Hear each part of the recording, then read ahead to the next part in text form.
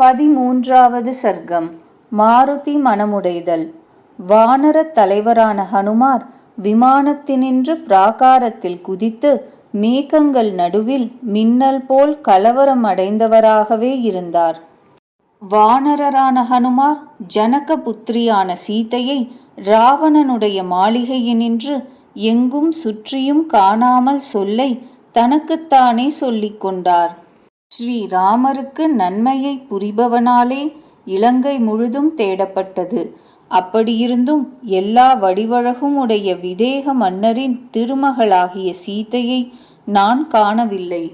குட்டைகள், குளங்கள், ஓடைகள், சிற்றாறுகள், அவ்வண்ணமே பேராறுகள், கழிக்கரை சோலைகள், துர்க்கங்கள், மலைகள், பூமி எல்லாமே கராராய் அலைந்து திரியப்பட்டது. ஆனபோதிலும் ஜானகியை கண்டிலேன். இங்கு ராவணனுடைய மாளிகையில் சீத்தை இருப்பதாய் கழுகரசராகிய சம்பாத்தியால் தெரிவிக்கப்பட்டாள். அப்படியிருந்தும் அவளை நான் காணவில்லை. அயோனிஜையாய் விதேக நாட்டரசனால் பரிபாலிக்கப்பட்டவளும் மிதிலா பட்டணத்தரசனால் போற்றி வளர்க்கப்பட்டவளுமான ஜனகரின் திருமகள் ஒருவர் துணை செய்பவர் இல்லாதவளாய் இருந்தாலும் கெட்ட நடத்தையை உடைய ராவணனை அணுகிவிடுவாளா? சீதையை எடுத்துக்கொண்டு ஸ்ரீராம பாணங்களுக்கு பயந்தவனாய் விரைந்து உயர கிளம்புகிற ராட்சசனிடத்தினின்று நடுவழியில் விழுந்து முடிவடைந்து விட்டாளோ என்று நான் நினைக்கிறேன்.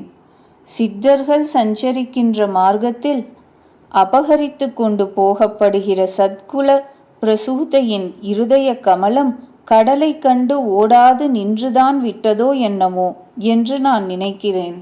ராவணனுடைய துடை வேகத்தால் கைகளால் ஸ்பர்சிக்கப்பட்டதால் தடங்கண்ணாலான அந்த மகானுபாவையால் உயிர் இனி வேண்டாம் என விட்டுவிடப்பட்டதோ என்று நான் நினைக்கிறேன். சமுத்திரத்தை மேல்மேலும் சென்று கொண்டிருப்பவனிடத்தினின்று ஜனகரின் திருமகள் புரண்டவளாய் அப்படியே கடலுள் விழுந்துதான் போய்விட்டாளோ என்னமோ. பந்துஜனம் ஒருவரும் அருகில் இல்லாதவளும் பெரும் தவமுள்ளவளும் தனது கற்பை எப்படியும் காப்பாற்றிக் கொள்ளுபவளுமான சீதை இந்த ராவணன் என்ற அற்ப பயலால் தின்றுதான் விடப்பட்டாளோ என்னமோ. அல்லது குற்றமற்ற கருங்கண்ணாலான அவள் ராட்சசேந்திரனுடைய கடும் கொள்கையுள்ள மனைவியர்களால் பட்சிக்கப்பட்டிருப்பாளோ என்னமோ. ஸ்ரீராமருடைய தாமரை தலத்திற்கு சமானமான நேத்திரங்களை உடைய பூர்ண சந்திரனுக்கு நிகரான முகத்தை தியானிப்பவளாய் வேறு வழி புலப்படாதவளாய் லயத்தை அடைந்திருப்பாளோ. மிதிலை குலத்தில் அவதரித்த வைதேகி ஹா ராமா, ஓ லக்ஷ்மணா என்று, ஹே அயோத்தியையே என்று இவ்விதம் அதிகமாக கதறி சரீரத்தை விட்டவளாயிருப்பாளோ என்னமோ. ஒரு கால் ராவணனுடைய வீட்டில் பூமிக்குள் மறைத்து வைக்கப்பட்டவளாய் கூண்டில் அடைந்த சாரிகை பக்ஷி போல் சீத்தை அழுது கொண்டு இன்னும் இருப்பாளோ என்னமோ என்றும் நான் நினைக்கிறேன். கருணைதல் இதழ் போன்ற கண்ணினலும் நல்ல யசஸை உடையவளும் ஜனகருடைய கிருஹத்தில் வளர்ந்தவளுமான ஸ்ரீராமருடைய பத்தினி ராவணனுக்கு வசப்பட்டிருத்தலை பெறுவாள் என்பது எப்படி? ஜனகர் திருமகள் மறைக்கப்பட்டு கண்களுக்கு புலப்படாதவளாகவாவது கொல்லப்பட்டவளாகவாவது இருக்கலாம். துக்கத்தால் தானாகவே மரித்தவளாக இருக்கலாம். பாரியையினிடத்தில் காதலுள்ள ஸ்ரீராமருக்கு எதொன்றையும் தெரிவிப்பதற்கு தகுதியன்று. உள்ளபடி சொல்வதில் தீங்கு விளையும், தெரிவிக்காவிடில் தோஷம் ஏற்படும். செய்ய தகுந்தது என்னதான் இருக்கிறது? எனக்கு எல்லாம் கஷ்டமாக ஒவ்வொன்றிலும் தோற்றம் உண்டாகிறது. இந்த காரியம் இந்நிலையை அடைந்திருக்கும் பொழுது எது சமயத்திற்கு தக்கதாயும் நன்மை தருவதாயும் யாவரும் சரியென ஒப்புக்கொள்ளத்தக்கதாயும் ஆகும் என்று ஹனுமார் மறுபடியும் மனதில் ஆராயத் தொடங்கினார். நான் சீதையை காணாமல் இங்கிருந்து வானரேந்திர பட்டணத்திற்கு போவேனாகில் அங்கு எனக்கு என்ன புருஷார்த்தம் உண்டாகும்? எனது இந்த கடலினுடைய கடத்தலும் லங்கையின் பிரவேசமும் ராட்சசர்களின் தர்சனமும் முற்றிலும் வியர்த்தமாக ஆகும். சுக்ரீவரும் கூட வந்த வானரர்களும் கிஷ்கிந்தையை அடைந்திருக்கிற தசரத குமாரர்களான அவ்விருவர்களும் தனித்தனியாய் என்னை பார்த்து என்ன சொல்வார்? போனதும் காகுஸ்தனை பார்த்து என்னால் சீதை காணப்படவில்லை என்ற கொடிய அனிஷ்டத்தை சொல்லுவேனாகில் அதனால் பிராணனை அவர் விட்டுவிடுவார். காதுக்கு கடுமையானதும் பயங்கரமானதும் உக்ரமானதும் தாங்க முடியாததும் பொறிகளை தீப்பதுமான சீதை விஷயமான கடுஞ்சொல்லை கேட்டு அவர் உயிருடன் இருக்க மாட்டார். வருத்தமுற்றவராயும் உயிர் துரத்தலை அடைந்த மனத்தினராகவும் அவரை கண்டு மிக்க அன்புள்ளவரும் பேரறிவு பெற்றவருமான லக்ஷ்மணரும் உயிரோடு இருக்க மாட்டார். சகோதரர்கள் உயிர் துறந்ததை அறிந்து பரதரும் மரித்து விடுவார். பரதரை மாண்டதாய் கண்டு உடனே சத்ருக்னரும் மரிப்பார். பிள்ளைகளை மாண்டவர்களாக கண்டு அதனால் கௌசல்யையும் சுமித்திரையும் கைகேயியையும் உயிருடன் இருக்க மாட்டார்கள், சந்தேகமே இல்லை. ஸ்ரீராமரை அப்படியாய் போனதை கண்டு அதின்மேல் நன்றி மறவாதவரும் சத்தியசந்தரும் வானராதிபருமான சுக்ரீவர் உயிரை விட்டுவிடுவார். ருமை பேதையாய் நாயகனிருந்த துக்கத்தால் வருந்தினவளாய் மனமழிந்தவளாய் திகிலடைந்தவளாய் சுகமற்றவளாய் வாட்டமடைந்தவளாய் உயிரை விடுவாள். அரசன் மரணத்தை அடைந்ததும் வாலியினால் உண்டான துக்கத்தினாலேயே வருந்தினவளாய் துக்கித்து இளைத்திருக்கிற தாரையும் தக்ஷணமே பிழைத்திருக்க மாட்டாள். தாய் தந்தையர்கள் மரணத்தாலும் சுக்ரீவனுடைய வியசனத்தாலும் வாலிபனான அங்கதனும் எவ்வாறு உயிரை தரித்திருப்பான்? தலைவனால் உண்டான துக்கத்தால் வருத்தமடைந்தவர்களான வானரர்கள் இது நிமித்தமாய் உள்ளங்கைகளாலும் கை முஷ்டிகளாலுமேயே தலைகளை உடைத்து கொள்ளப் போகிறார்கள் நிச்சயம்.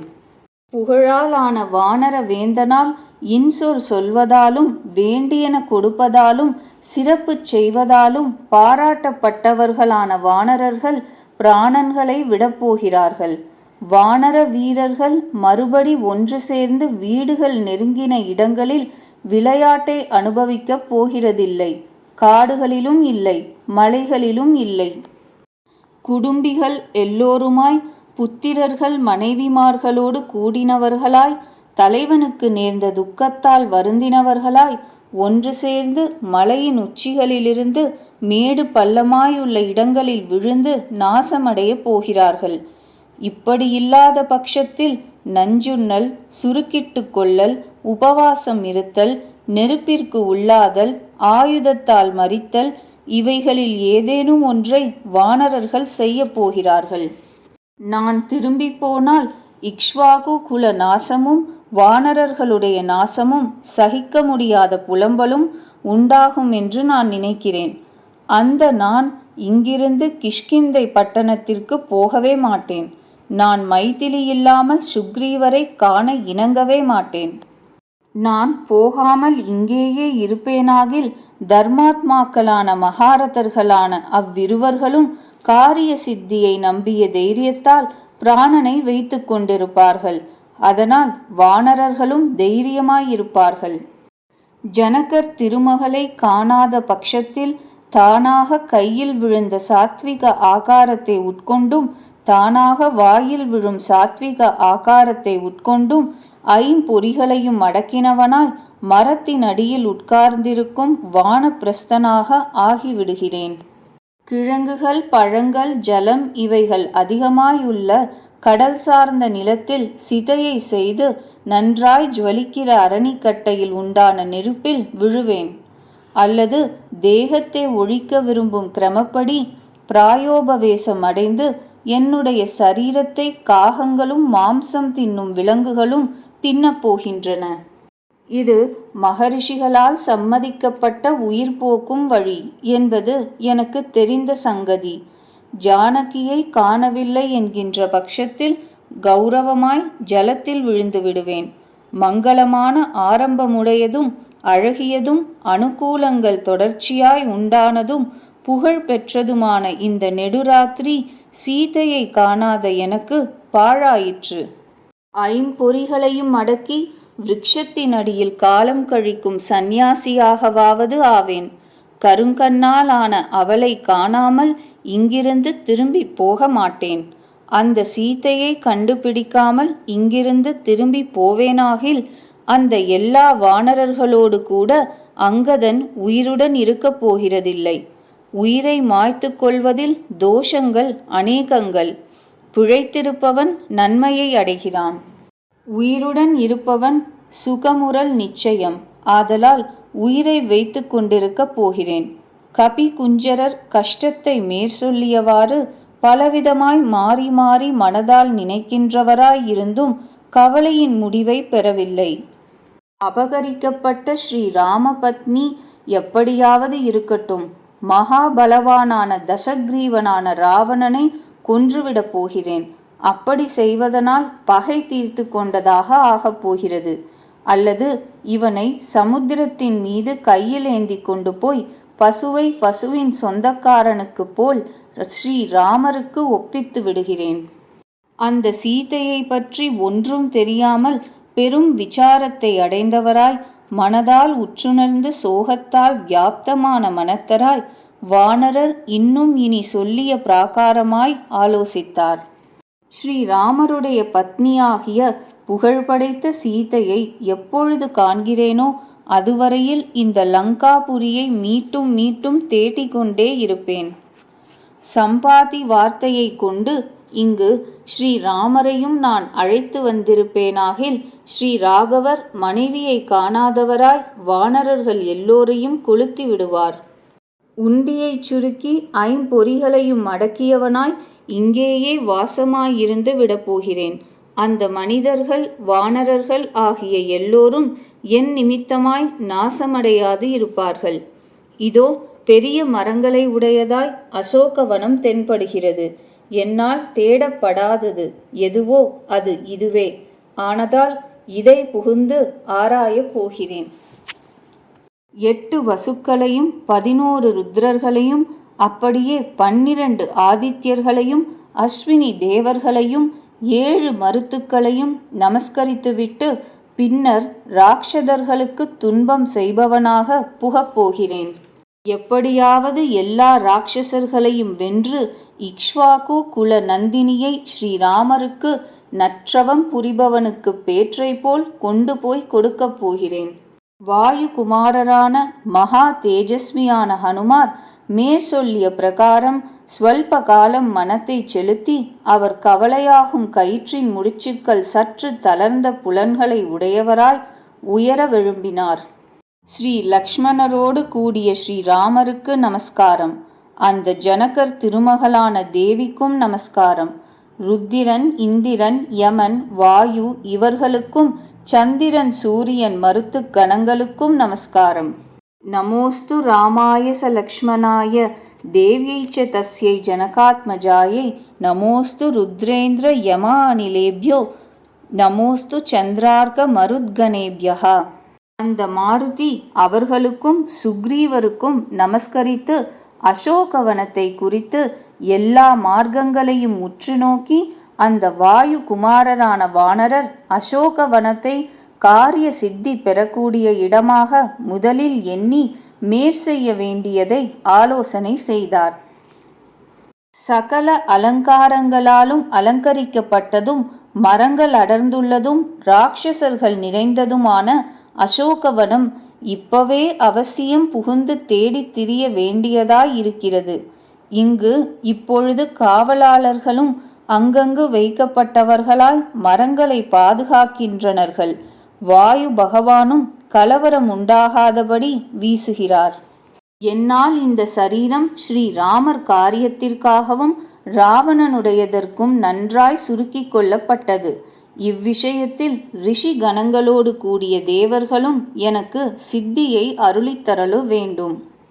ஸ்வயம்புவான பிரம்ம பகவானும் மற்றுள்ள தேவர்களும் அக்னியும் வாயுவும் வஜ்ராயுதம் தரித்த இந்திரரும் காரிய சித்தியை எனக்கு அளிக்க வேண்டும். பாசமேந்திய கையுடைய வருணரும் அவ்வண்ணமே சந்திர சூரியர்களும் பெரிய அஸ்வினி தேவர்களும் மருத்துக்களும் ஈஸ்வரரும் பூதங்களுக்கெல்லாம் பிரபு எவரோ அவரும் எல்லா பூதங்களும் மற்ற மனதிற்கெட்டாத வழியில் இருக்கிற தெய்வங்கள் எவர்களோ அவர்களும் எனக்கு சித்தியை பூர்த்தியாய் அளிக்க வேண்டும். ஆகையால் உயர்ந்த மூக்கும் வெண்பல்லும் அழகான புன்சிரிப்புடன் கூடியதும் ஆரோக்கியம் உள்ளதாயிருக்கிற தாமரை இதழ் போன்ற கண்களை உடையதும் தெளிந்த சந்திரனுக்கு நிகரான தர்சனத்தையும் உடைய அந்த உத்தமியின் திருமுகத்தை நான் எப்பொழுதுதான் காண்பேன்? கோரமாகிய அலங்காரங்களை அணிந்த வேஷமுடையவனும் அற்பனும் கொடிய செயல் உள்ளவனுமான பாபியாலேயே வலிந்து கவர்ந்து கொண்டு வரப்பட்ட பெண்பாலான தபஸ்வினியான அவள் சீதா பிராட்டி இப்பொழுது எப்படித்தான் எனக்கு கட்புலனாகுவள்? 13வது சர்க்கம் முற்றிற்று.